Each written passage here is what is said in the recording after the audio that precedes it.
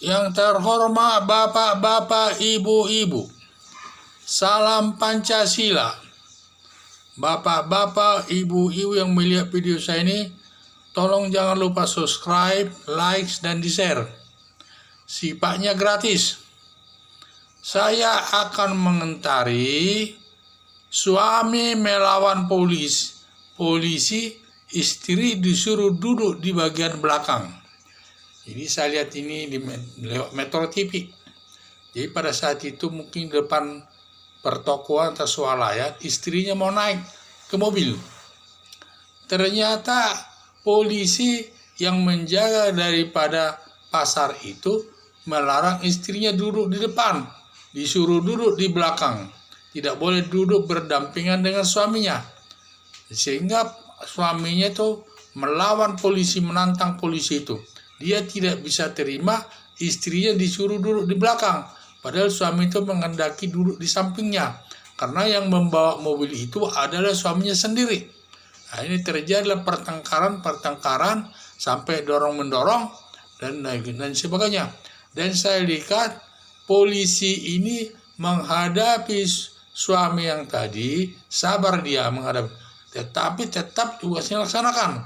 Walaupun terjadi pertengkaran mulut, tetap polisi bertindak tegas bahwa istrinya harus tetap duduk di bagian belakang, tidak boleh duduk di samping supir, karena peraturannya demikian.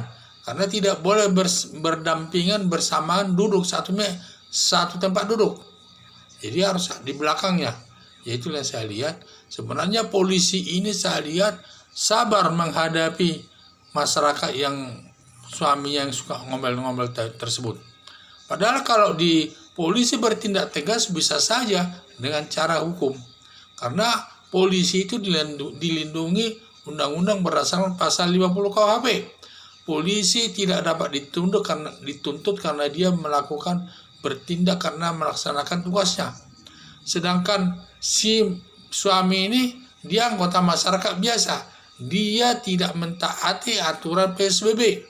Yaitu salah satu kalau naik mobil, istri harus di belakang, tidak boleh di samping supir, dan lain sebagainya. Jadi ini sudah merupakan peraturan. Padahal polisi tersebut sudah menyatakan bahwa mereka hanya melaksanakan tugas daripada perintah pemerintah. Bahwa naik mobil, PSBB-nya dalam bentuk tidak boleh duduk berdampingan. Harus duduk di belakang. Satu di belakang, satu di depan. Tidak boleh berdesak-desakan, nanti terkena virus corona. Yaitu yang saya lihat. Tindakan suami yang marah-marah ini sudah salah malah melawan polisi. Jadi kalau seharusnya orang itu harus ditindak secara hukum dan dibawa kantor polisi. Karena sampai berani menantang polisi. Padahal polisi itu dalam melaksanakan tugasnya. Padahal polisi itu di situ untuk melaksanakan tugasnya. Salah satu tugasnya mengawasi pelaksanaan PSBB. Ada yang tidak pakai masker, ada yang duduk berdampingan dengan suaminya dan lain sebagainya. Itu ditertibkannya. Karena dia juga tidak boleh sembarangan dan juga dia mengatur itu atas perintah Presiden Joko Widodo sampai ke jajaran bawah tingkat kepolisian. Dimanapun dia tetap harus mentaati aturan itu. Tapi ini justru melawan. Jadi saya lihat suaminya sombong sekali. Sombong. Menantang polisi seperti jagoan. Padahal kalau polisi menerapkan kewenangannya bisa saja. Dan sah hukumnya. Tidak ada yang bisa memprotesnya.